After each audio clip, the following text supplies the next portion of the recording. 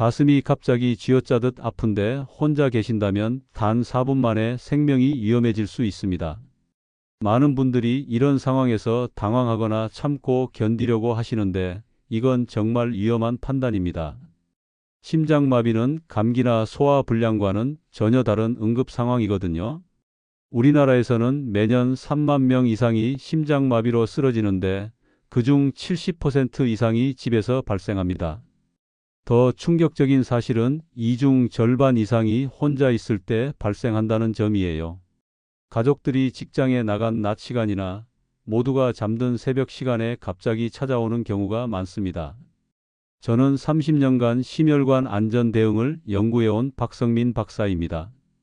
응급상황연구소에서 시작해서 지금까지 수천 건의 심장마비 사례를 분석하고 생존율을 높이는 응급대처법을 개발해 왔습니다. 그 오랜 경험을 통해 확실히 말씀드리면 혼자 있을 때 심장마비가 오면 정말 골든타임이 짧습니다. 오늘 제가 알려드릴 10초 대처법을 모르면 혼자 있을 때 심장마비가 와도 속수무책일 수밖에 없어요. 반대로 이 방법들을 정확히 알고 계시면 생명을 구하는 귀중한 시간을 벌 수 있습니다. 실제로 이런 방법으로 위기를 넘긴 분들을 수없이 봐왔거든요. 많은 분들이 가지고 있는 가장 큰 오해가 있어요. 심장이 아프면 가만히 누워서 기다리면 증상이 좋아진다고 생각하시는 건데 이건 정말 위험한 생각입니다. 심장마비 초기에는 오히려 적극적인 대처가 생존율을 크게 높여줍니다. 또 다른 잘못된 상식은 심장마비가 오면 반드시 극심한 통증이 온다고 생각하는 거예요. 실제로는 가벼운 가슴 답답함이나 소화불량 같은 증상으로 시작하는 경우도 많습니다. 특히 여성분들이나 당뇨가 있으신 분들은 전형적인 통증 없이 시작하는 경우가 흔해요. 나이가 들수록 위험도는 더욱 높아집니다. 60대 이후부터는 혈관 탄력성이 떨어지고 심장 기능도 서서히 약해지거든요. 특히 고혈압이나 당뇨 같은 기저질환이 있으신 분들은 더욱 주의하셔야 해요. 이런 질환들이 혈관을 서서히 손상시키면서 심장마비 위험을 높이거든요. 제가 현장에서 가장 안타깝게 생각하는 경우가 바로 이거예요. 증상이 시작되었는데 대수롭지 않게 여기다가 골든타임을 놓치는 경우 말이에요. 심장마비는 시간이 지날수록 심장 근육이 괴사하기 시작하거든요. 특히 새벽에 화장실에서 쓰러지거나 낮에 집에서 혼자 계실 때 갑자기 찾아오는 경우가 정말 많습니다. 이런 상황에서 누군가 도와줄 사람이 없다면 스스로 대처할 수 있는 방법을 알고 있어야 해요. 오늘 이 영상에서 말씀드릴 내용들을 꼭 기억해 두세요. 여러분 자신은 물론이고 주변 가족들에게도 알려주시면 큰 도움이 될 겁니다. 가족 중에 연세 드신 분들이 계시다면 더욱 중요한 정보가 될 거예요. 실제로 제가 연구한 자료를 보면 이런 응급 대처법을 알고 있던 분들의 생존율이 모르는 분들보다 40% 이상 높았습니다. 단순한 지식 하나가 이렇게 큰 차이를 만들어내는 거죠. 심장마비는 정말 예고 없이 찾아옵니다. 어제까지 멀쩡하셨던 분도 갑자기 발생할 수 있어요. 평소에 건강하다고 생각하셨던 분들도 예외가 아닙니다. 스트레스나 과로, 갑작스러운 온도 변화 같은 것들이 방아쇠 역할을 할 수 있거든요. 그래서 미리 대비하고 준비하는 것이 무엇보다 중요합니다. 오늘 배우실 방법들은 단순하지만 과학적 근거가 확실한 방법들이에요. 복잡하거나 어려운 것들이 아니라서 누구나 쉽게 따라할 수 있습니다. 혼자 있을 때 심장 관련 응급 상황이 생기면 어떻게 대처하실 건지, 또 평소에 어떤 대비를 하고 계신지 궁금합니다.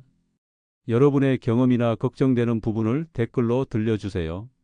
얼마 전 제 형님이 새벽에 혼자 집에 계시다가 갑작스럽게 가슴이 조여오는 통증을 느끼셨습니다. 형님은 76세이신데 평소에도 가끔 가슴이 답답한 느낌이 있었지만 그날은 정말 달랐어요. 마치 누군가 가슴을 꽉 움켜쥐는 것 같은 극심한 통증이었습니다. 새벽 4시경이었는데 화장실에서 일어나시던 중에 갑자기 시작된 거예요. 숨이 막히고 왼쪽 팔이 저리면서 그대로 쓰러질 뻔하셨죠. 형수님은 깊이 주무시고 계셨고 아이들은 모두 멀리 살고 있어서 도움을 요청할 수도 없는 상황이었습니다. 당황스러웠지만 다행히 예전에 제 강연에서 들었던 10초 응급 대처법을 떠올리셨습니다. 즉시 강한 기침을 하고 가슴 중앙을 두드리는 방법을 시도하셨어요. 처음에는 효과가 있는지 확실하지 않았지만 계속 반복하니까 조금씩 숨이 돌아오는 느낌이었다고 하세요. 그 방법 덕분에 증상이 잠시 완화되었고 정신을 차릴 수 있었습니다. 그 사이에 형수님을 깨우고 119에 신고할 시간을 벌 수 있었던 거죠. 만약 그 응급 대처법을 모르셨다면 바로 의식을 잃고 쓰러지셨을 거예요. 구급차가 도착했을 때도 의식이 또렷했고 병원에서 응급처치를 받으셨습니다. 검사 결과 혈관 한 곳이 90% 이상 막힌 상태였지만 초기 대응을 잘하셔서 심각한 후유증 없이 회복하실 수 있었어요. 형님은 시술을 받으신 후 작은 생활 습관들을 바꾸기 시작하셨어요. 새벽에 갑자기 일어나지 않고 침대에서 몇 분간 몸을 적응시키는 습관, 화장실 갈 때도 천천히 움직이는 습관 같은 것들 말이에요. 이런 작은 변화들이 모여서 지금은 건강하게 회복하셔서 손주와 산책도 다니실 정도로 활력을 되찾으셨습니다. 만약 그날 아무 대처도 하지 않으셨다면 어떻게 되었을까요? 심장마비 환자의 경우 초기 4분이 골든타임이라고 하거든요. 그 시간을 놓치면 뇌손상이 오기 시작하고 설사 살아나더라도 심각한 후유증을 남길 수 있어요. 또 다른 지인분인 68세 이경숙님의 경우도 비슷한 경험을 하셨어요. 낮에 혼자 집에서 설거지를 하시던 중에 갑자기 가슴이 답답해지면서 어지러움이 왔는데 평소에 배운 손등혈자리 자극법으로 증상을 완화시키고 가족에게 연락할 수 있었습니다. 이런 응급 상황에서는 정말 작은 지식 하나가 생명을 구할 수 있습니다. 여러분도 오늘 이 영상을 통해서 그런 소중한 지식을 얻어가시기 바라요. 지식은 실천할 때만 의미가 있거든요. 혹시 아직 구독과 좋아요를 누르지 않으셨다면 지금 바로 눌러주세요. 이 채널은 여러분의 건강한 노년을 응원합니다. 이런 중요한 생명 구조 정보를 더 많은 분들이 알 수 있도록 구독과 좋아요로 응원해 주세요. 오늘 이 영상에서 말씀드릴 내용은 여러분의 생명 관리 방식을 완전히 바꿀 수 있는 중요한 지혜입니다. 이 이야기를 끝까지 듣고 실천하셔야만 진정한 변화를 경험할 수 있습니다. 단순히 듣고 넘어가시면 안 되고 반드시 실천에 옮기셔야 해요. 끝까지 보지 않으시면 가장 중요한 실천법을 놓치게 됩니다. 특히 마지막에 나올 휴대폰 응급 설정 방법을 모르시면 지금까지 배운 응급처치 지식도 무용지물이 될 수 있어요. 혼자 계실 때 신고조차 못하게 되면 아무 소용이 없거든요. 뒤에 나올 평상시 대비 방법들이 정말 핵심입니다. 응급 상황이 와서 대처하는 것보다 미리 준비해서 예방하는 게 훨씬 중요하거든요. 이 부분을 놓치시면 오늘 영상을 본 의미가 반감될 거예요. 왜 지금 당장 여러분의 생활 습관을 바꿔야 하는지 분명하게 깨닫게 되실 겁니다. 심장마비는 정말 예고 없이 찾아와요. 오늘 밤에라도 여러분에게 찾아올 수 있는 일이거든요. 내일로 미루면 안 되는 일입니다. 제 형님처럼 여러분도 위기 상황에서 침착하게 대응할 수 있는 방법들을 익혀두시면 좋겠습니다. 형님은 지금도 그날의 경험을 가족들에게 자주 들려주시면서 모든 가족이 이런 방법들을 알고 있어야 한다고 강조하세요. 여러분도 오늘 배운 내용을 가족들과 꼭 공유해 주세요. 혼자만 알고 있으면 소용없어요. 가족 모두가 알고 있어야 서로를 도울 수 있거든요.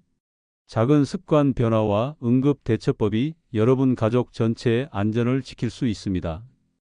그래서 이제는 우리 일상에서 혼자 있을 때 심장마비가 오면 꼭 알아야 할 생존 요소들을 하나씩 자세히 짚어보겠습니다.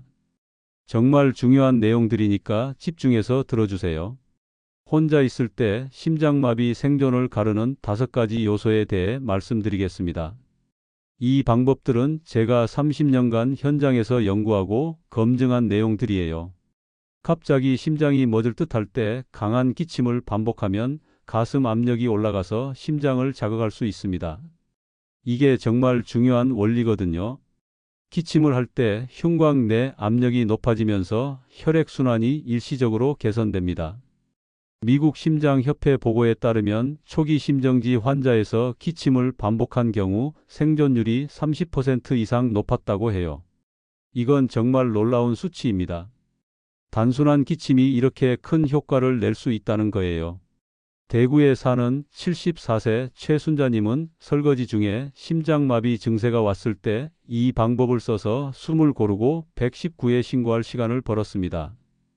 갑자기 가슴이 조이면서 숨이 막혔는데 강한 기침을 계속하니까 조금씩 숨이 돌아왔다고 하시더라고요. 이 방법을 쓸 때는 크게 숨을 들이마신 후에 2초마다 목이 터질 듯 강하게 기침을 반복해야 합니다. 살짝 헛기침하는 정도로는 효과가 없어요. 정말 온 힘을 다해서 강하게 해야 합니다. 다만 너무 무리하면 갈비뼈 손상이 올 수 있으니까 본인 체력 범위 내에서 해야 해요. 특히 골다공증이 있으신 분들은 더욱 조심하셔야 합니다. 여러분은 혹시 갑자기 숨이 막힌 경험 있으신가요? 심장 전도계가 지나가는 부위를 자극해서 심장을 다시 뛰게 만드는 것도 중요한 방법입니다. 가슴 중앙을 두드리는 건데요. 이게 심장의 정기적 신호를 재활성화시키는 원리예요. 독일 연구에 따르면 가슴 두드리기로 심정지 환자의 20%가 의식을 회복했다고 합니다. 물론 모든 경우에 효과가 있는 건 아니지만 시도해 볼 만한 가치가 충분한 방법이죠. 서울의 79세 김만호님은 새벽 화장실에서 쓰러질 뻔했지만 가슴 두드리기를 시도해서 위기를 넘겼습니다. 갑자기 어지러우면서 심장이 멈춘 것 같은 느낌이 들었는데 가슴을 두드리니까 다시 심장이 뛰기 시작했다고 하세요. 주먹을 쥐고 양쪽 젖꼭지 사이 중앙 부위를 1초 간격으로 5회에서 6회 정도 강하게 두드리시면 됩니다. 위치가 정말 중요해요. 너무 위쪽이나 아래쪽을 두드리면 효과가 없거든요. 위치를 잘못 두드리면 다른 장기에 손상을 줄 수 있으니까 정확한 위치를 기억해 두셔야 해요. 평소에 이 위치를 확인해 보신 적 있으신가요? 거울 앞에서 한번 연습해 보시는 것도 좋겠어요. 엄지와 검지 사이 움푹 들어간 부위를 강하게 누르면 심장 혈류와 맥박이 안정될 수 있습니다. 이 부위를 한의학에서는 합곡혈이라고 부르는데 심장과 직접적으로 연결된 혈자리예요. 중국 연구에서는 합곡혈 자극이 심박수와 혈압 안정에 도움이 된다고 밝혔습니다. 실제로 응급실에서도 이런 혈자리 자극을 보조 치료로 활용하는 경우가 있어요. 부산의 71세 박영자님은 마트에서 갑자기 증상이 왔을 때 이 방법으로 호흡을 가다듬고 가족에게 연락할 수 있었습니다. 갑자기 가슴이 답답해지면서 식은땀이 나기 시작했는데 손등의 혈자리를 누르니까 조금씩 진정이 되었다고 해요. 양손을 번갈아 가며 5초간 강하게 누르고 2초 쉬는 동작을 반복하시면 됩니다. 아픈 정도로 세게 눌러야 효과가 있어요. 살짝 만지는 정도로는 소용없습니다. 다만 이런 방법들은 응급 보조법일 뿐이고 반드시 119에 신고해야 한다는 점 기억하세요. 혹시 평소에 혈자리 지압을 해보신 분 계신가요? 모든 자가 대처법은 시간을 버는 임시 방법일 뿐이고 반드시 전문 의료진의 도움을 받는 게 최우선입니다. 119 신고가 정말 중요해요. 아무리 응급처치를 잘해도 근본적인 치료는 병원에서만 가능하거든요. 우리나라 심장마비 환자의 절반은 병원 도착 전에 사망하며 신고 지연이 주요 원인이라고 합니다. 정말 안타까운 일이죠. 조금만 일찍 신고했다면 살 수 있었을 분들이 많아요. 인천의 68세 이영수님은 골프 연습장에서 쓰러졌지만 발견이 늦어서 병원에 도착했을 땐 이미 뇌 손상이 와 있었습니다. 주변에 사람들이 있었는데도 심장마비인지 몰라서 그냥 넘어진 줄 알았다고 해요. 응급처치와 동시에 119에 신고하거나 주변에 도움을 요청하는 게 정말 중요합니다. 혼자서 모든 걸 해결하려고 하지 마세요. 가능하면 큰 소리로 도움을 요청하시고요. 증상이 심하면 바닥에 누워서 머리 손상을 방지해야 합니다. 서 있다가 쓰러지면 머리를 다칠 위험이 크거든요. 안전한 자세를 취하는 것도 생존에 중요한 요소예요. 휴대폰에 긴급 단축 번호 저장해 두셨나요? 응급 상황에서는 번호를 외우고 있어도 당황해서 기억이 안 날 수 있어요. 미리 단축 번호로 저장해 두시면 도움이 됩니다. 응급 대처법도 중요하지만 예방과 평소 준비가 더 근본적입니다. 애초에 심장마비가 오지 않도록 관리하는 게 가장 좋은 방법이거든요. 치료보다는 예방이 훨씬 중요해요. 고혈압, 당뇨, 고지혈증이 있는 경우 심장마비 위험이 3배 이상 높다고 합니다. 이런 기저질환들을 잘 관리하는 게 정말 중요해요. 약물 치료와 함께 생활습관 개선도 필수입니다. 수원의 72세 이정자님은 매일 산책과 정기검진으로 위험 요인을 조기에 발견해서 큰 문제 없이 관리하고 계세요. 혈압약도 꾸준히 드시고 콜레스테롤 수치도 정상 범위로 유지하고 계십니다. 규칙적인 운동, 스트레스 관리, 응급약 상비, 자동심장 충격기 위치 확인 같은 것들이 필요해요. 이런 준비들이 실제 응급 상황에서 큰 도움이 됩니다. 새벽 운동이나 갑작스러운 한랭 노출은 피해야 합니다. 추운 날씨에 갑자기 밖에 나가거나 새벽에 무리한 운동을 하면 심장에 부담이 크거든요. 여러분은 평소 심장 건강을 위해 어떤 습관을 지키고 계신가요? 이렇게 5가지 요소가 정말 생사를 가를 수 있습니다. 기침법, 가슴 두드리기, 혈자리 자극, 119 신고, 평소 관리까지 모든 게 중요해요. 이제는 더 구체적으로 생활 속 실천법들을 정리해 보겠습니다. 심장마비 예방을 위한 생활 실천 완전 정리에 대해 말씀드리겠습니다. 앞서 응급대처법을 배우셨는데 이제는 평상시 준비와 예방법을 알아보시죠. 혼자 있을 때 응급 상황이 오면 휴대폰으로 신고하는 게 가장 중요한데 버튼 몇 번만 눌러도 자동으로 신고가 가능한 기능이 있어요. 스마트폰에 SOS 단축키 기능인데 이걸 미리 설정해 두시면 정말 도움이 됩니다. 전원 버튼을 5번 연속으로 누르거나 특정 버튼 조합을 누르면 자동으로 119에 연결되고 위치까지 전송되거든요. 당황한 상황에서도 쉽게 신고할 수 있어서 정말 유용한 기능이에요. 평소에 가족 연락처와 함께 등록해 두셔야 합니다. 119뿐만 아니라 가족들에게도 동시에 연락이 가도록 설정할 수 있어요. 이렇게 해두면 혼자 쓰러져도 누군가는 상황을 알 수 있겠죠.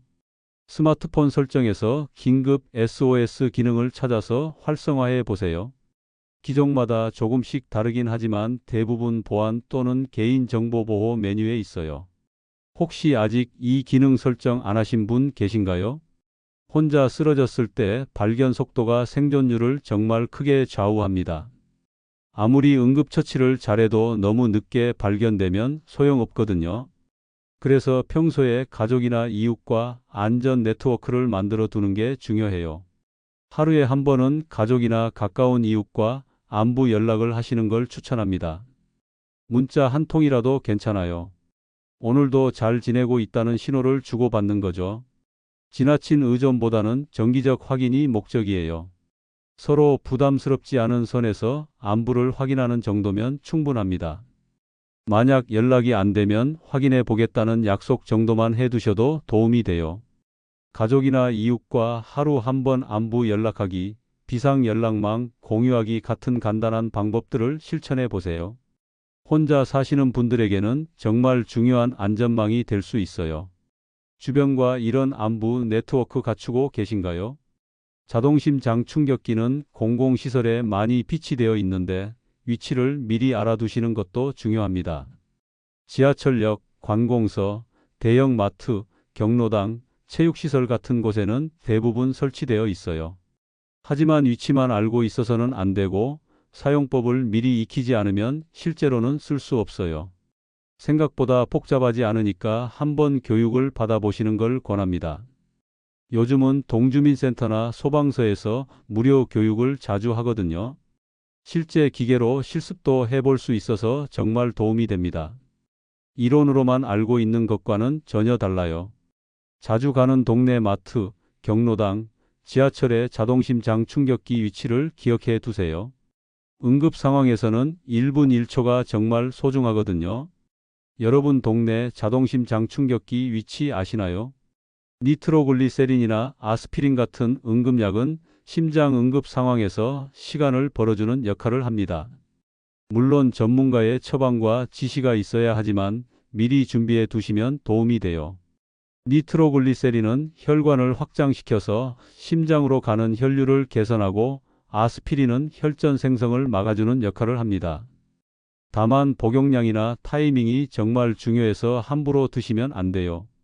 반드시 전문가 지시에 따라 사용해야 합니다. 평소 복용하던 약이 있으시면 언제 어떻게 드셔야 하는지 정확히 알아두시고요. 혈압약을 드시는 분들은 특히 주의하셔야 해요. 집이나 가방에 약을 보관하고 가족에게 사용법을 알려주시는 것도 중요합니다. 본인이 의식을 잃었을 때 가족이 대신 처치할 수 있도록 말이에요. 혹시 집에 심장 응급약 준비해 두셨나요? 심전도 검사나 심장 초음파 같은 정기 검진은 심장마비 위험을 미리 발견할 수 있는 가장 확실한 방법입니다. 증상이 없어도 혈관이 막혀가는 경우가 많거든요. 특히 60대 이상이시면 1년에 한 번은 심장 검진을 받으시는 걸 권합니다. 혈압, 혈당, 콜레스테롤 수치도 함께 확인하시고요. 이런 수치들이 모두 심장 건강과 직결되어 있어요. 증상이 없어도 1년에 한 번은 검진을 받으셔야 합니다. 심장 질환은 증상이 나타났을 때는 이미 많이 진행된 경우가 대부분이거든요. 조기 발견이 정말 중요해요. 규칙적인 운동, 금연, 절주, 균형 잡힌 식사로 심장을 보호하는 것도 기본 중의 기본입니다. 특히 걷기 운동은 심장에 가장 좋은 운동이에요. 하루 30분씩만 꾸준히 걸어도 효과가 크거든요. 금연은 정말 필수입니다. 담배는 혈관을 손상시키고 혈전을 만들어서 심장마비 위험을 크게 높여요. 아무리 나이가 많아도 금연하시면 혈관 건강이 개선됩니다. 음주도 적당량을 넘으면 심장에 부담을 줍니다. 하루 소주 한 잔 정도는 괜찮지만 그 이상은 피하시는 게 좋아요. 특히 심장약을 드시는 분들은 더욱 조심하셔야 합니다. 짠 음식, 기름진 음식을 줄이고 채소와 과일을 많이 드세요. 나트륨은 혈압을 올리고 포화지방은 혈관을 막히게 만들거든요. 올해 심장 검진 받으셨나요? 스트레스 관리도 정말 중요한 부분이에요. 스트레스를 받으면 혈압이 올라가고 심장에 부담을 주거든요. 명상이나 취미 활동, 사회 활동 같은 걸로 스트레스를 풀어보세요. 충분한 수면도 심장 건강에 필수적입니다. 잠이 부족하면 스트레스 호르몬이 증가하고 혈압이 올라가요. 하루 7시간 정도는 주무시는 게 좋습니다. 이제 마무리로 오늘 배운 내용을 정리하고 꼭 실천해야 할 한 가지를 말씀드리겠습니다. 정말 중요한 내용이니까 놓치지 마세요. 오늘은 혼자 있을 때 찾아오는 심장마비에 대비하는 10초 생존 비법을 자세히 말씀드렸습니다. 정말 중요한 내용들이었는데 기억하고 계신지 모르겠어요. 많은 분들이 심장이 아프면 가만히 참고 기다리면 된다는 잘못된 상식을 믿고 계시는데 실제로는 전혀 그렇지 않습니다. 응급 상황에서는 즉시 적극적인 대처가 필요해요.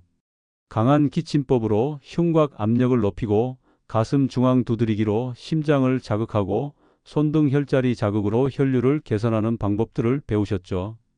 이런 방법들이 실제로 시간을 벌어주는 효과가 있습니다. 잘못 관리하면 단 몇 분 만에 돌이킬 수 없는 결과가 올 수 있어요. 심장마비는 정말 무서운 질환이거든요. 골든타임 4분을 놓치면 뇌손상이 시작되고 회복이 어려워집니다. 하지만 제대로 대응하면 생명을 지킬 수 있고 후유증도 최소화할 수 있어요. 김영호님이나 최순자님 같은 경우처럼 위기를 잘 넘기고 건강을 되찾으실 수 있습니다. 응급대처법뿐만 아니라 평상시 준비도 정말 중요하다는 점도 강조해 드렸어요. 휴대폰 SOS 기능 설정, 가족이나 이웃과의 안전 네트워크 구축, 자동심장 충격기 위치 파악 같은 것들 말이에요. 응급약 준비와 정기 검진도 빼놓을 수 없는 부분입니다. 예방이 최선의 치료라는 말이 정말 맞아요.